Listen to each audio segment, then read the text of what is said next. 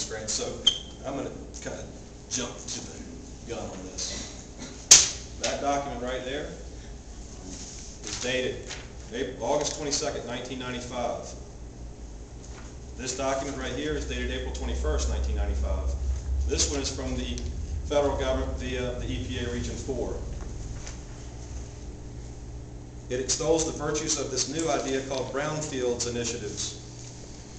It talks about how EPA Region 4 is going to be aggressively developing strategies so that they can eliminate numbers of Superfund sites off of their inventory by even giving grants and pilot programs to municipalities to develop those properties.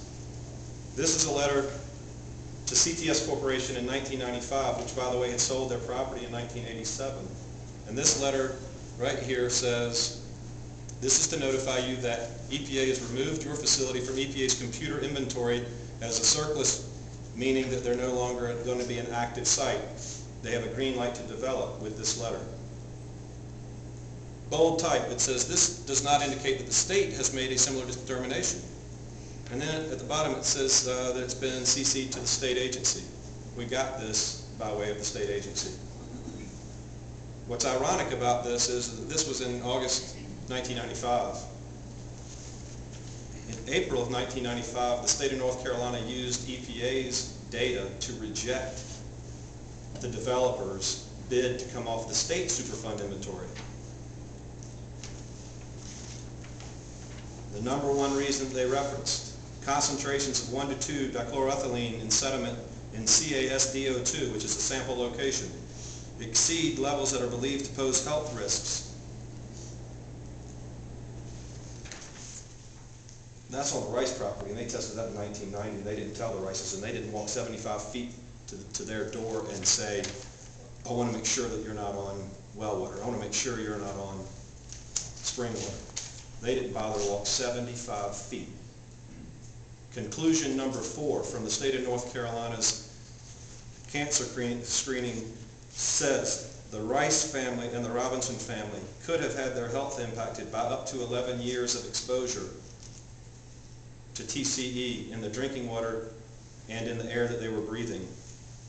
They are releasing the study based on or coming up with that number because the Rices and the Robinsons were moved to municipal water in 1999. What they failed to do is say that in 1990 they could have stopped it. That would have shaved off effectively 9 out of 11 years. What are the consequences of not drinking that water for that long? One single act of incompetence followed by years of covering it. This is where it can get uncomfortable, but I do believe that the people that are here on behalf of the government are good, quality people. And there's a reason why they're here. They're representing the local government and our federal government. I'm a little bit disappointed that no one from the EPA, despite their invitation and despite saying that they would be here, is in attendance that I know of. Is anybody here from EPA?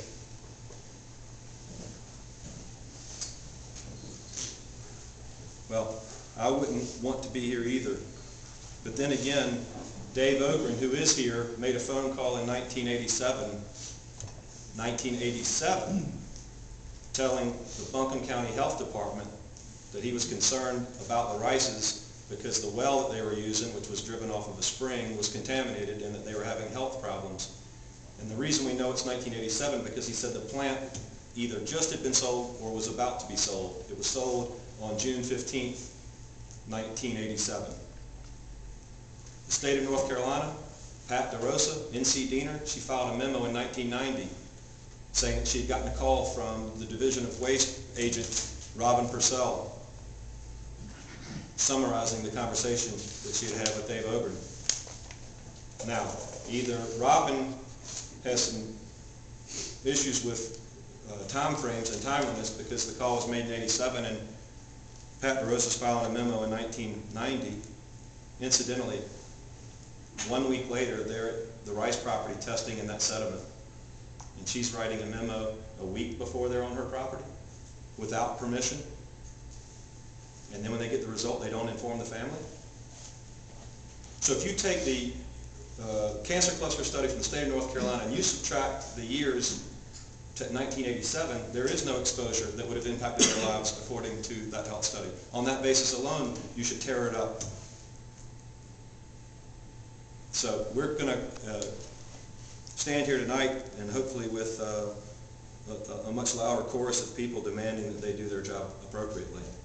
The time for making those kinds of life-threatening decisions is over.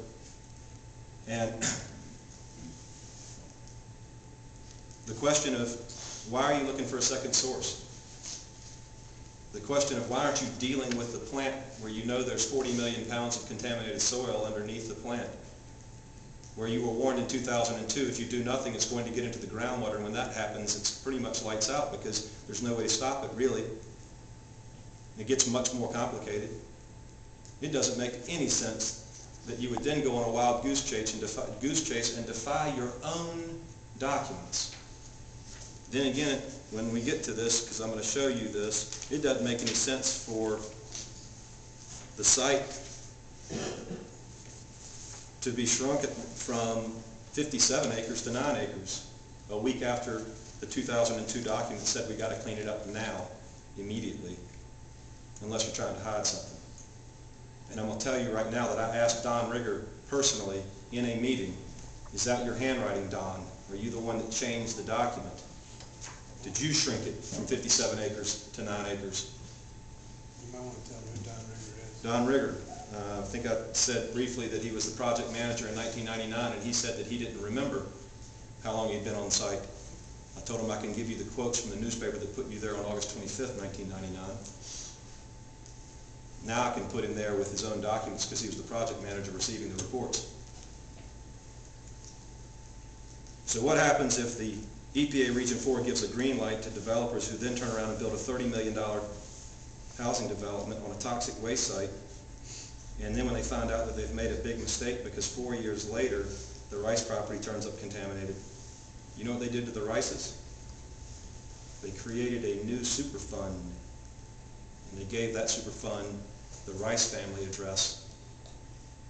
They literally say that there's 17,000 pounds of contaminated soil at that site. Now, I just think that there's something really vulgar about victimizing a victim. And so, I didn't want you guys to spend all night waiting and wondering, I wonder what it is. It's real simple. It goes back to it's as old as the dirt and the hills that we live in. The state said, no, you're not coming off of our inventory. The federal government 4 months later ignored their own data and let them have permission.